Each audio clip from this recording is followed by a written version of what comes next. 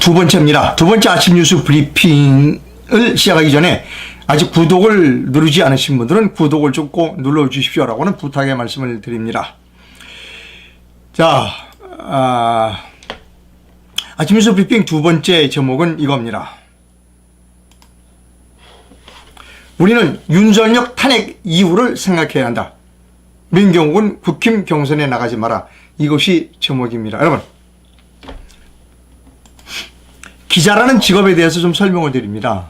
기자라는 직업이 좋을 때도 있고 나쁠 때도 있습니다. 근데 기자라는 직업이 보람을 가질 때는 어떨 때인가 하면 저기 앞에 고속도로에 앞에 큰 구멍이 뚫려져 있어요. 그거를 기자가 먼저 가서 봅니다. 항상 그것이 해야 할 일이니까. 그러면 몸으로 막아야 되는 겁니다. 고속도로에 큰 구멍이 뚫렸어요. 그럼 고속버스가 막 와. 그럼 몸을 넣어서 막아요. 스톱! 오지 마세요. 큰일 납니다. 라고 얘기하는 사람이 기자입니다. 그런데 그건 내주고 그냥 가세요 라고 하는 사람은 기자가 아닙니다. 그거는 사악한 사람이거나 무당입니다. 무당. 지금 우리나라에서 가장 필요한 것은 뭐냐면 정확한 기자, 올바른 기자가 필요한 겁니다. 현실을 정확하게 보고 위험이 있어. 자, 위험이 있으니까 이걸 돌아가세요. 가지 마세요 라고 말할 수 있는 기자가 가장 필요한 게 지금 대한민국의 현실이라는 겁니다. 자, 제목 여러분 좀 거실일지 모르지만 이것이 현실입니다. 우리는 윤석열 탄핵 이후를 생각해야 한다는 겁니다. 윤석열의 탄핵은 우리가 기정사실로 받아들여야 한다는 겁니다. 기분이 언짢은지 모르지만 윤석열 탄핵은 받아들여야 한다는 겁니다. 기자가 윤석열 탄핵이 곧 될 거야 라고 외칩니다. 자, 그거를 증거를 여러분께 보여드립니다.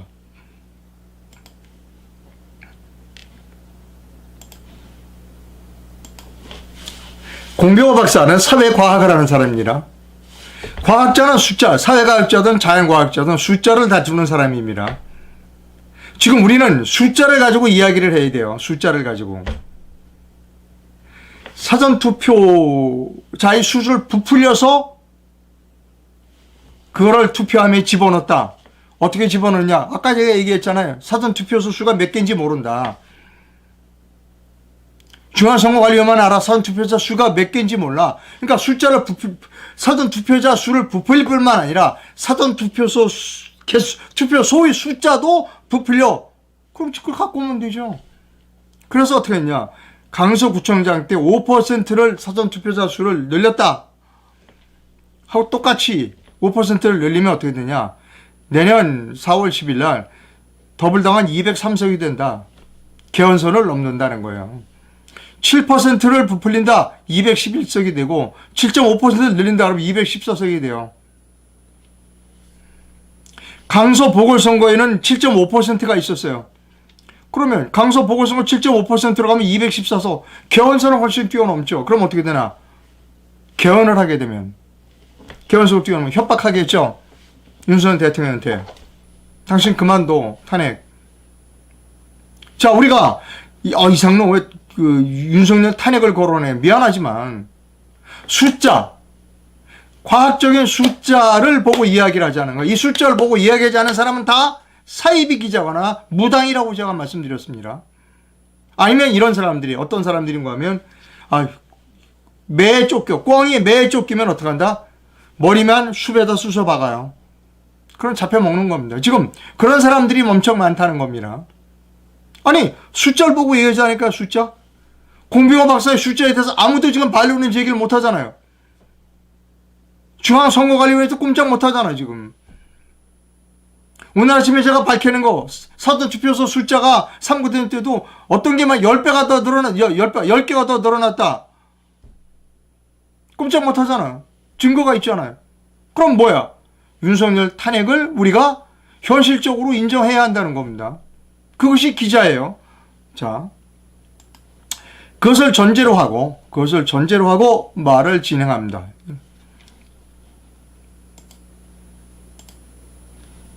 권순환 TV에 이런 제목의 기사가 떴습니다. 민경욱과 도태우가 총선 출사표를 던졌다. 민경욱 실질적인 선거사무소를 개소했다. 제가 지난 토요일날 다녀왔다고 말씀드렸죠. 도태우는 주민 접촉 자유 변협 활동을 하고 있다. 도태우 씨는 지역구를 지난번에도 대구를 희망해서 경선을 했던 거 알고 있어요.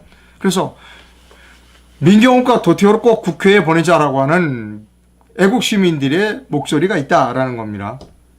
그런데 민경욱 의원이 이렇게 어제 페이스북에 글을 올렸다고 제가 어제 보여드린 일이 있어요.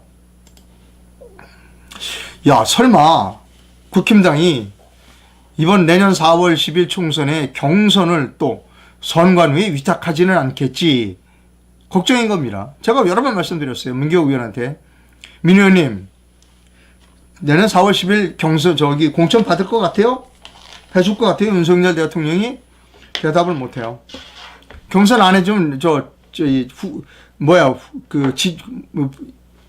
후보자로 공천 안 해주면 어떡할 거예요? 경선을 신청할 거라고 그러더라고요.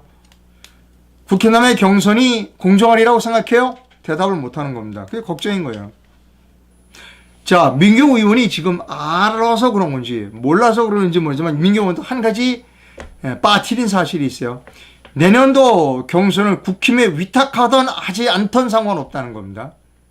지난 국민의힘 21대 대통령 선거 경선 누구가 나오는가 하면 윤석열 후보, 홍준표 후보, 원희룡 후보, 황교안 후보 이런 사람들이 나왔었어요. 그때 선거관리, 경선관리를 어디에다 위탁했다? 중앙선거관리에만 위탁한 게 아니라 국민의힘이 ARS는 국민의힘이 직접 했어요.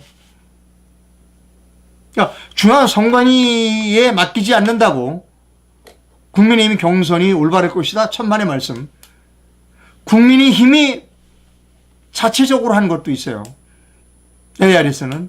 어찌됐든 제가 민경욱 의원에게 꼭 보여주고 싶고 얘기해주고 싶은 게 있습니다. 자, 지난 경선 21대 대통령 국민의힘 대선 후보 경선 2차 발표 때에 정홍원 경선관리위원장의 발표 내용을 여러분께 보여드립니다.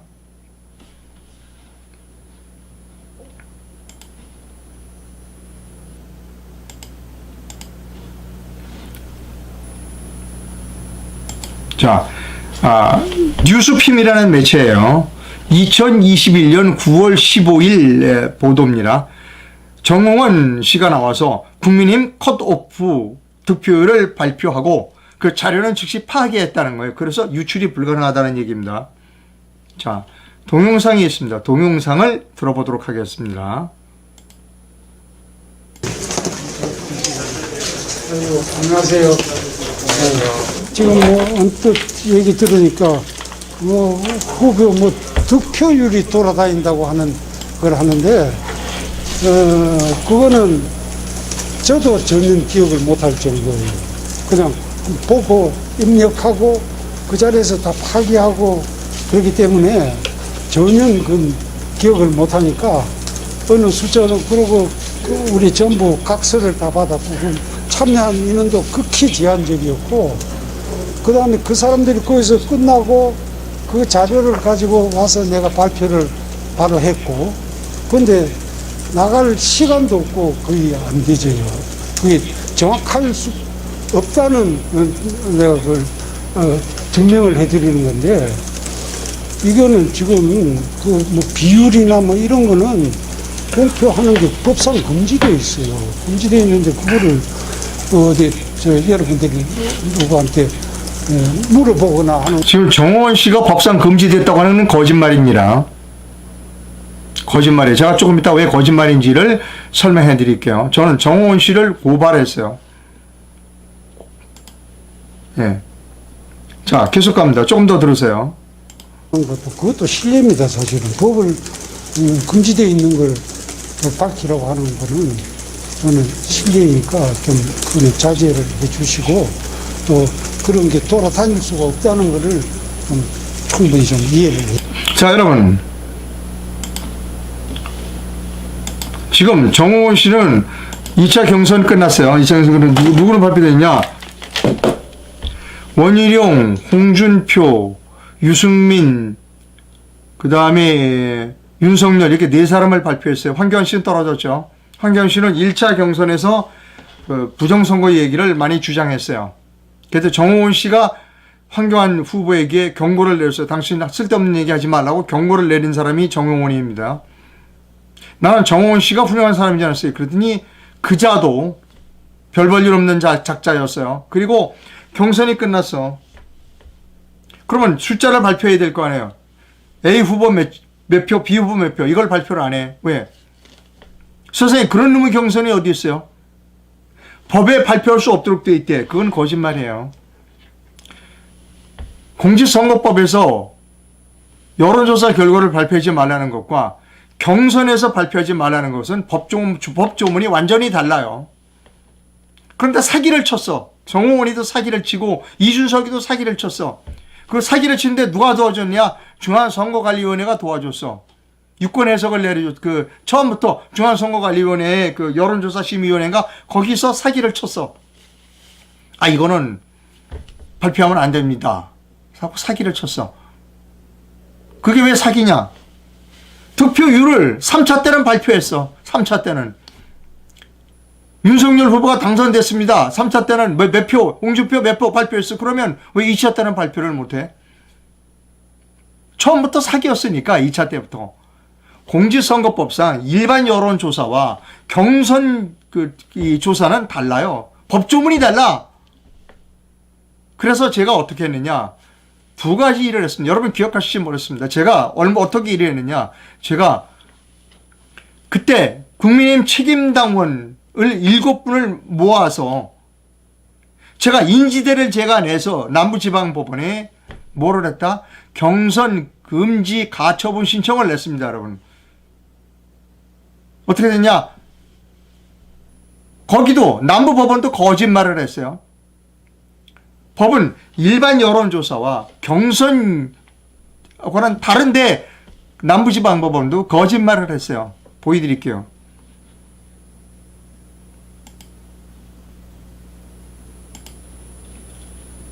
이게 서울 남부지방법원의 결정문입니다. 따라서 채무자, 그러면 국민의힘입니다. 1차, 2차 예선의 세부적인 결과를 공표할 의무가 있음을 전제로 경선 절차 진행 중지를 구하는 채권자들의 주장, 아까 제가 7분을 모았다고 그랬죠. 주장은 나머지 점에 관하여 더 이상 살펴볼 필요 없이 받아들일 수 없이 기각한다는 겁니다. 거짓말이에요. 남부지방법원 판사들 다 거짓말했어요. 법상 일반 여론조사와 경선조사는 달라요. 경선은 달라요. 아니 생각해보세요. 초등학교 반장 선거 있어. 야 김초수 네가 반장이야. 결과는 발표 안 하도록 돼 있어. 여러분 이해하겠어요?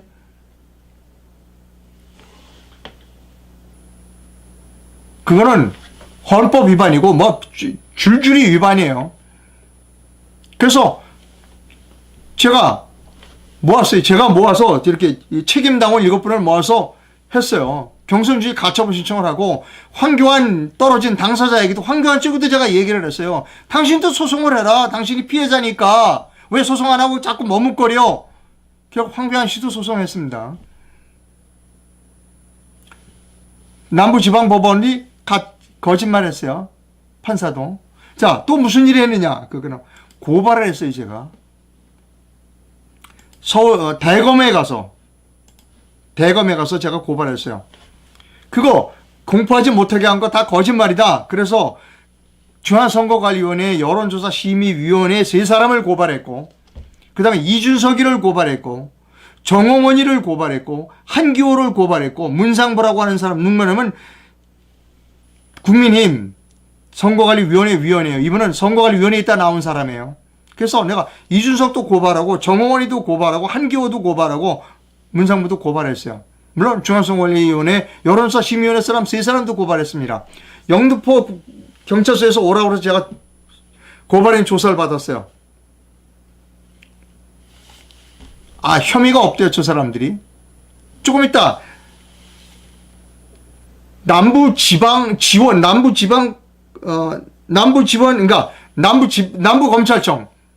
서울지방 남부검찰청에서 전화 왔어요.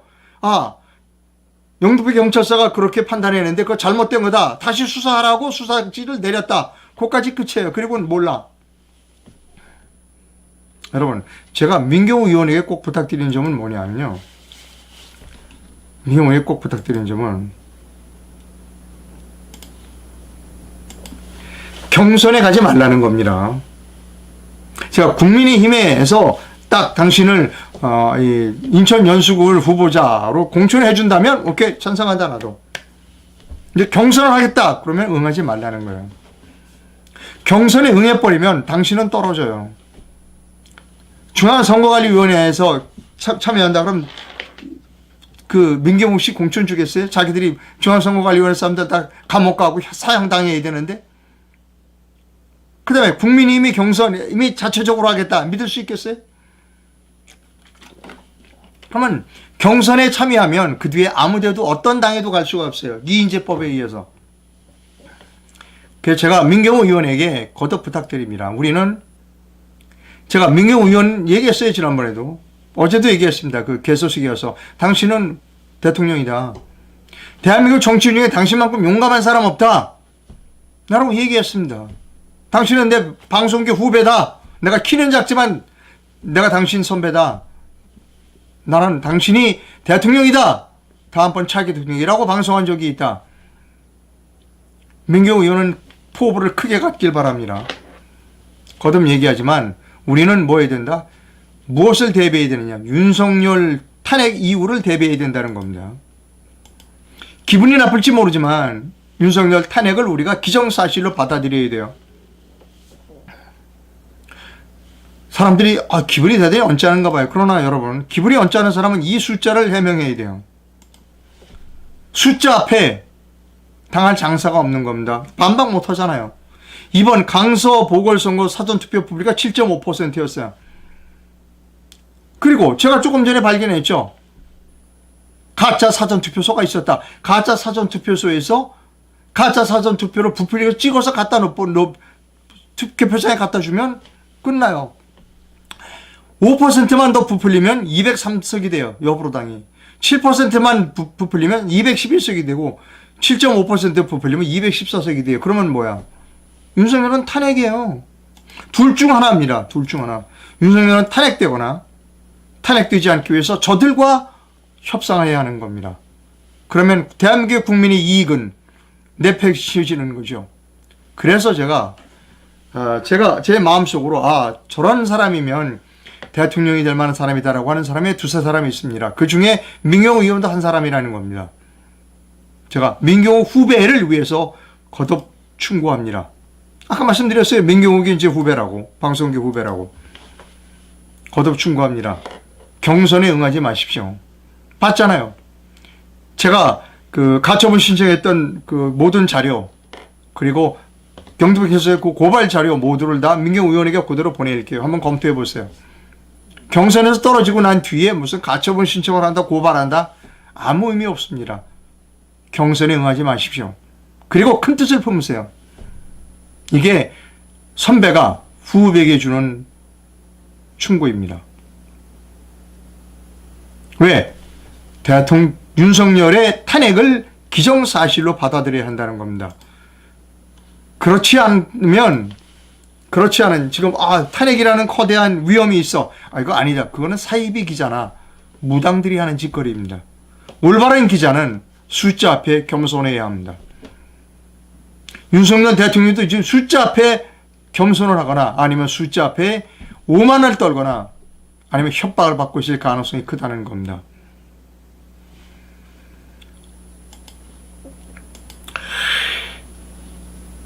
예, 여러분 저는 지금 내일로 미래라는 정당에서 혁명을 준비하고 있습니다. 두 가지 일을 하고 있습니다.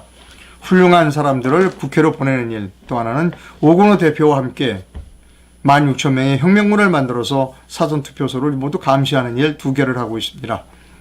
사무실 개소식이 11월 1일 수요일 오후 3시, 내일 모레네요.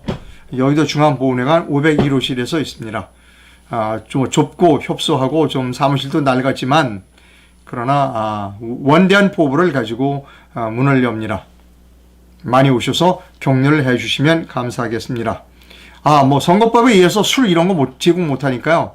음식은 제공 못 합니다. 그러니까 좀 감안하시고, 야, 이상로 짜더라 이런 말씀은 안 하셨으면 좋겠습니다.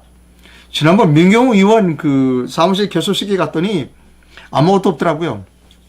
난 뭐 떡이라도 있는 줄 알았더니 그거 큰일 난대요. 그래서 아무것도 못 먹고 그냥 왔습니다.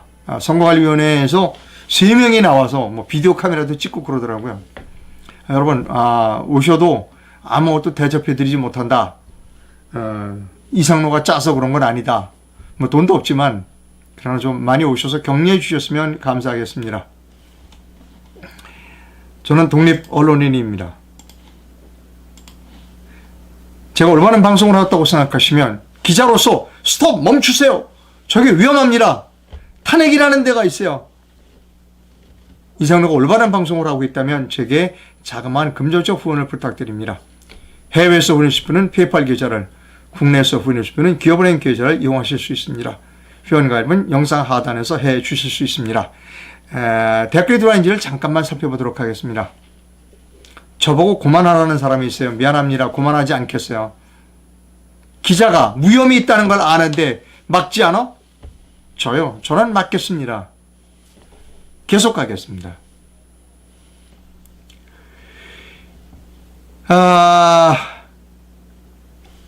무슨 정치인에 대한 비난이 좀 있어요.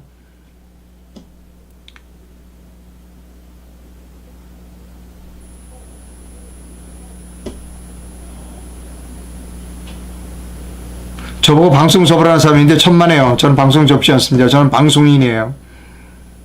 자, 이제 또 월요일입니다. 아주 힘찬 하루를 시작해야죠. 아까 말씀드렸습니다. 제가 윤석열 대통령 탄핵을 받아들여라. 기정사실로. 우리가 준비해야 된다. 그걸 준비하도록 외치는 사람이 진짜 기자입니다. 저는 민경우 의원이 다음번 대통령 후보가 될 수 있다. 또 한 사람이 있습니다. 그럼 다음 시간에 말씀드리도록 하고요. 준비해야 합니다, 여러분. 준비해야 해요. 준비하지 않으면 큰일 납니다. 준비하자고 말하는 사람이 진짜 훌륭한 사람이고 진짜 훌륭한 기자라고 생각합니다. 방송 시청자 여러분 대단히 감사합니다.